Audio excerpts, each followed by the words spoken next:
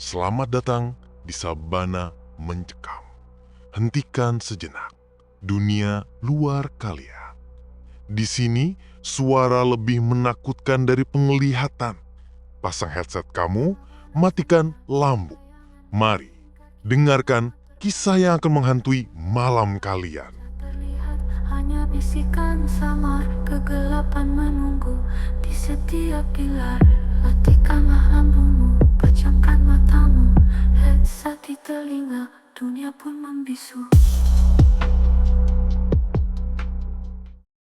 Wasiat Gaib Sang Eyang, episode 2, awal dari sebuah intuisi.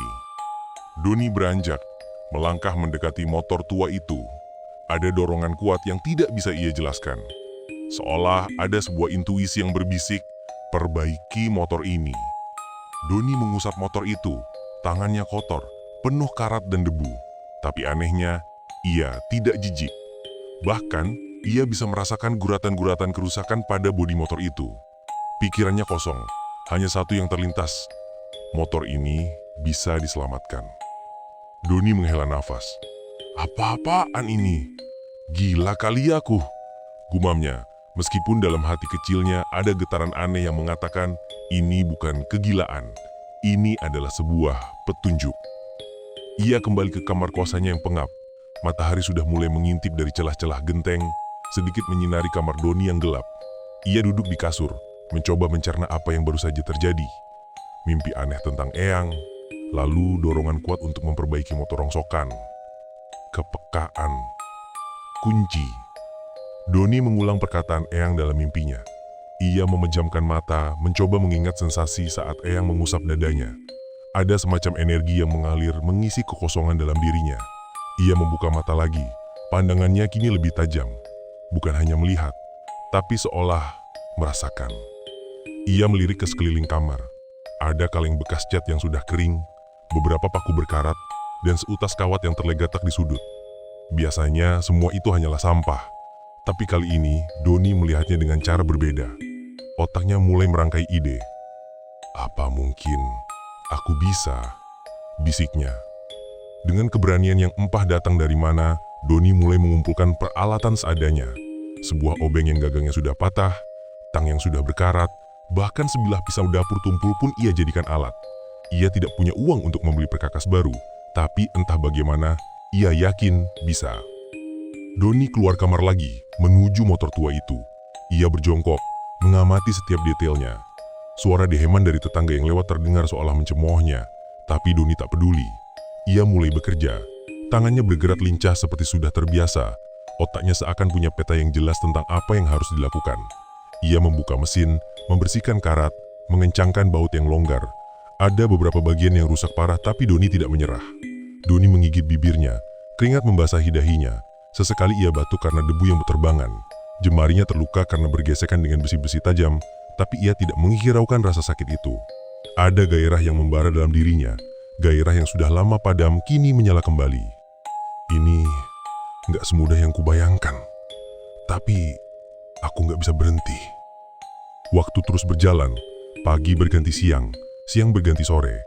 Doni tidak makan, tidak minum. Ia terlalu asik dengan motornya. Tetangga-tetangga yang awalnya hanya melirik sinis kini mulai berhenti. Mereka berbisik-bisik, penasaran dengan apa yang Doni lakukan. Doni itu ngapain? Sok-sokan jadi montir?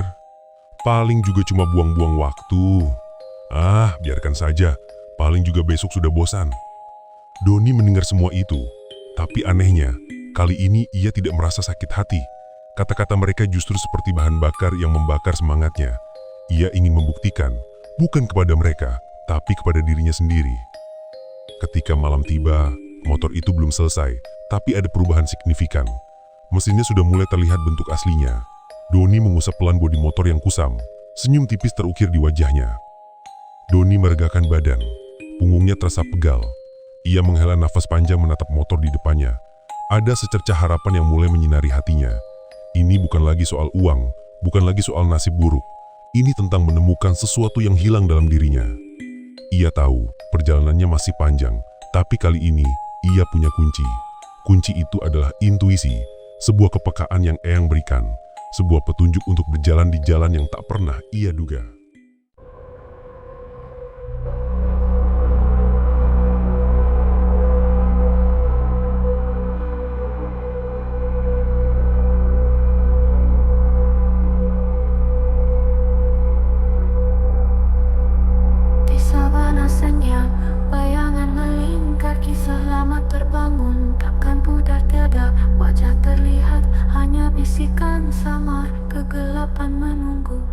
setiap pilar. Latihkanlah ambumu, pejamkan matamu. Headset di telinga, dunia pun membisu.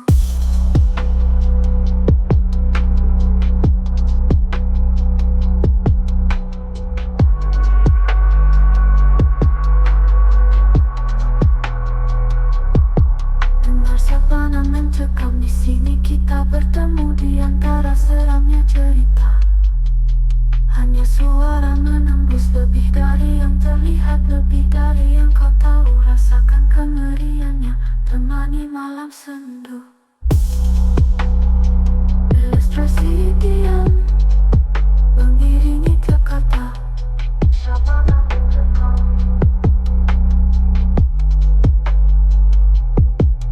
Dan jangan pernah lupa, suara ini menghantui.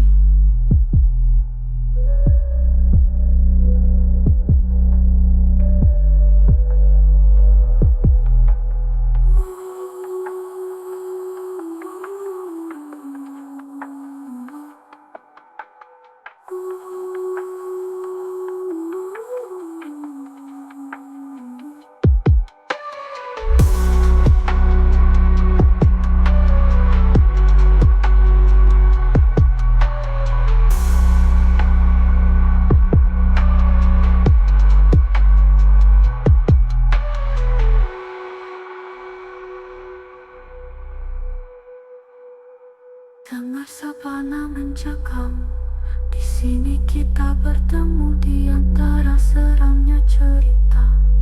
Hanya suara menembus, lebih dari yang terlihat,